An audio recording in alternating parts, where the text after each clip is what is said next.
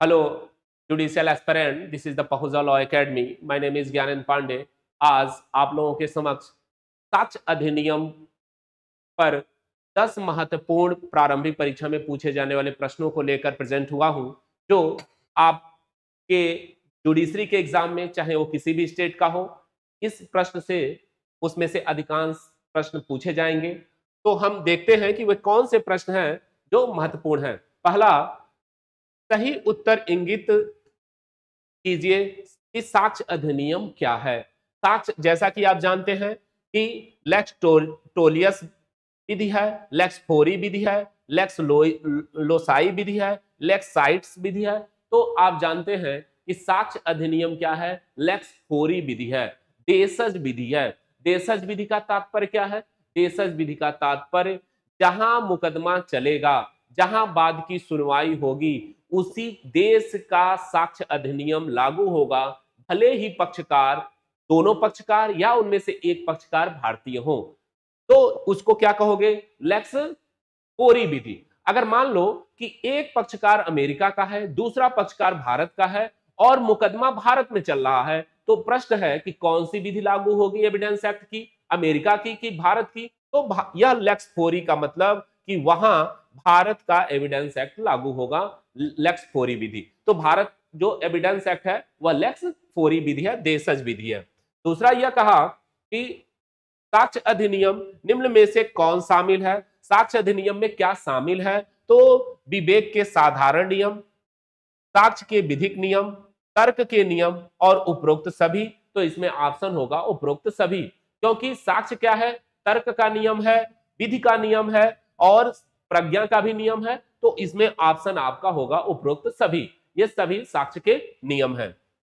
दूसरा, अगला जो ऑप्शन है, क्वेश्चन है कि कोई भी तथ्य जिसमें प्रमाणकारी बल हो साक्ष्य कहलाता है। यह परिभाषा संबंधित है।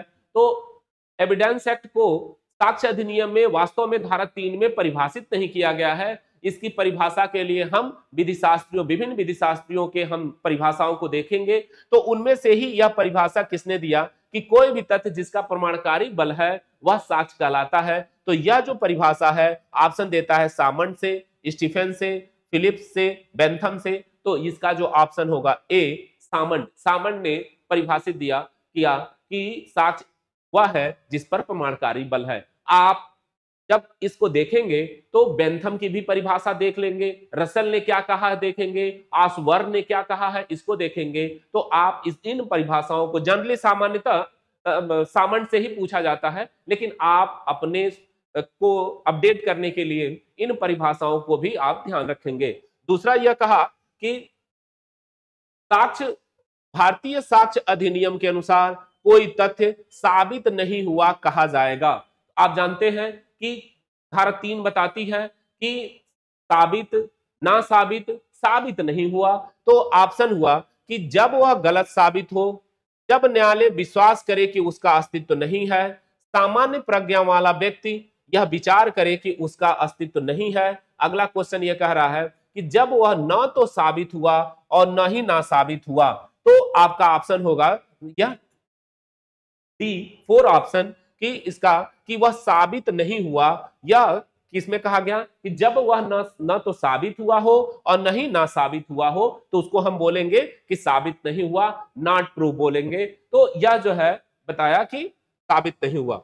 दूसरा, अधिनियम की अखंडनीय उपधारणा, भारतीय साक्ष्य अधिनियम 1872 की निम्न में से किस शब्दावली में व्यक्त की गई है? हमारा क्या है? विधि की अखंडनीय उपधारणा। तो विधि की अखंडनीय उपधारणा, उपधारणाओं के संबंध में साक्ष्य अधिनियम की धारा 4 बताती है।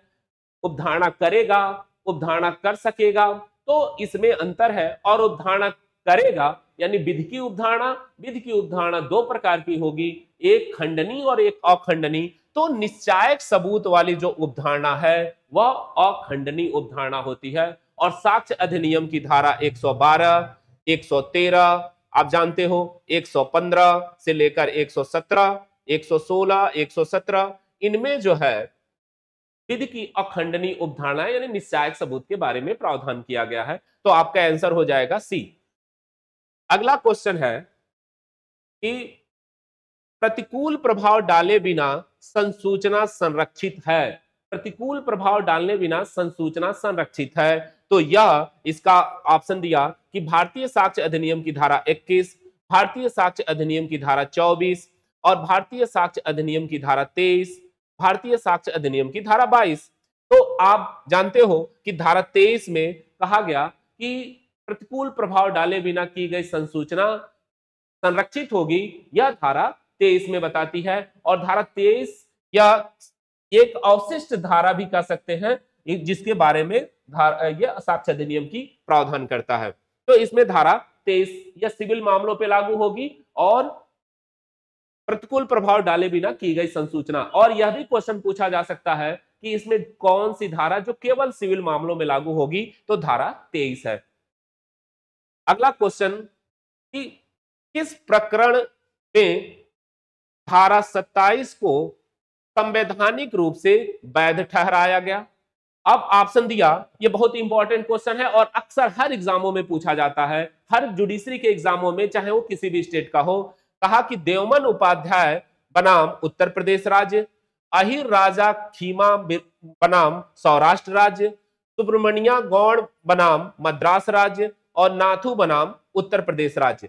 तो यह जो है आपको देवमन उपाध्याय वर्सेस उत्तर प्रदेश के मामले में सुप्रीम कोर्ट ने अब निर्धारित किया कि धारा 27 क्या है, संवैधानिक है। अब इस पर 3 तरह के क्वेश्चन बनते हैं। अगर आपसे पूछा जाए कि किस केस में धारा 27 को आर्टिकल 20(3) के तहत संवैधानिक माना, तो उसका आंसर काठी कालू बनाम उत्तर प्रदेश लगाओगे। और इसमें किस केस में यह क्वेश्चन पूछा जाता है कि किस केस में धारा 27 को भारतीय संविधान के अनुच्छेद 14 के तहत संवैधानिक घोषित किया गया है, तो वह देवमन उपाध्याय वाले केस में। और अगर क्वेश्चन ये पूछा जाए कि किस केस में धारा 27 का अपवाद यानी धारा 25-26 का अपवाद धारा 27 है, तो इनायतुल्लाह के केस में सुप्रीम कोर्ट ने बताया कि धारा 25 और 26 का अपवाद धारा 27 में दिया गया है इनायतुल्लाह के केस में। तो इस पर 3 केस इंपॉर्टेंट हैं, तीनों को आप देखोगे कि देवमन उपाध्याय का क्या क्वेश्चन पूछा गया तो उसमें आंसर होगा, और काठी कालू का जो ऑप्शन आया वो किस में होगा, और जो है इनायतुल्लाह का क्या होगा। तो इन पर जैसे क्वेश्चन पूछा जाएगा वैसा इसका ऑप्शन आप दोगे। तो इसमें केवल संवैधानिकता की बात की गई, तो इसमें देवमन उपाध्याय का आंसर सही होगा। अगला क्वेश्चन है, पलविंदर कौर बनाम पंजाब राज्य निम्नलिखित में से किससे संबंधित है? पलविंदर कौर बनाम पंजाब राज्य, तो आप जानते हो कि यह संस्कृति से संबंधित है। पलविंदर कौर बनाम पंजाब राज्य का इंपॉर्टेंट है, संस्कृति को इसमें परिभाषित भी किया गया है, तो यह इंपॉर्टेंट है। दूसरा इसमें ऑप्शन जो मृत्युकालिक कथन है, तो पलविंदर कौर का मृत्युकालिक कथन पे नहीं है, बल्कि पकला नारायण स्वामी बनाम पकला नारायण स्वामी का केस है, जिस पर जो है मृत्युकालिक कथन पर आधारित है। और लेखा पुस्तकों की प्रविष्टियां, निर्णय की सुसंगत, तो इसमें ऑप्शन ए सही होगा। संस्कृति के संबंध में कन्फेशन को परिभाषित किया गया था पलविंदर कौर के केस में। अगला जो प्रश्न है, साक्ष्य अधिनियम की धारा 30 के अधीन एक अभियुक्त की संस्कृति सह अभियुक्त के विरुद्ध प्रयुक्त की जा सकती है। अब ये कहा कि एक अभियुक्त की गई संस्कृति दूसरे अभियुक्त जो सह अपराधी है उसके विरुद्ध प्रवृत्त होगी, तो उसका साक्षिक मूल्य क्या होगा? तो कहा कि अनुसूत साक्ष्य के रूप में होगा, केवल संपोषक साक्ष्य के रूप में होगा, सारभूत साक्ष्य के रूप में होगा, उपरोक्त में से कोई नहीं। तो आप जानते हो कि कश्मीरा सिंह के केस में माननीय न्यायालय ने यह अब निर्धारित किया कि धारा 30 के अंतर्गत अगर कोई सह अभियुक्त कोई संस्कृति करता है तो वह अभियुक्त के विरुद्ध क्या होगा? केवल संपोषक साक्ष्य होगा। उस पर अभियुक्त को मृत्यु या आजीवन कारावास की सजा नहीं दी जा सकती जब तक कि अन्य साक्ष्यों द्वारा संपुष्टि नहीं हो जाती है।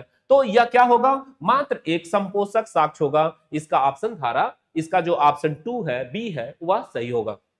अगला जो प्रश्न है कि समाचार पत्र का विवरण, बहुत इंपॉर्टेंट क्वेश्चन है और यह अक्सर पूछा जाता है कि समाचार पत्र में जो निकले गए आर्टिकल होते हैं, जो तथ्य होते हैं, वह किसके रूप में आते हैं? अनुसूचित साक्ष्य के रूप में, परिस्थिति जनसाक्ष्य के रूप में, प्रारंभिक साक्ष्य के रूप में, द्वितीयक साक्ष्य के रूप में, द्वितीयक दस्तावेज के रूप में, क्या ये आएंगे? तो इसका यह एक अनुसूचित साक्ष्य होगा, जो आप जानते हो एविडेंस एक्ट का जो सिद्धांत है कि केवल विवादक तथ्य और सुसंगत तथ्यों का साक्ष्य दिया जाएगा, किन्हीं अन्यों का नहीं, और प्रत्येक मामलों में सर्वोत्तम साक्ष्य पेश होगा। अगला, अनुसूचित साक्ष्य में ग्राह्य नहीं होगा। तो यह जो है समाचार पत्र में अगर कोई विवरण निकलता है तो मात्र एक हियर से एविडेंस होगा और उसके आधार पर अभियुक्त को सजा नहीं दी जा सकती और वह साक्ष्य में ग्राह्य नहीं है।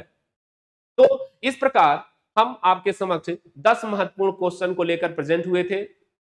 अगली भी वीडियो में लाऊंगा एविडेंस की ऐसे ही अच्छे क्वेश्चनों को लेकर, जो आपको लिए उपयोगी होगा। आशा करता हूं कि यह इंफॉर्मेशन अच्छा लगा होगा। धन्यवाद।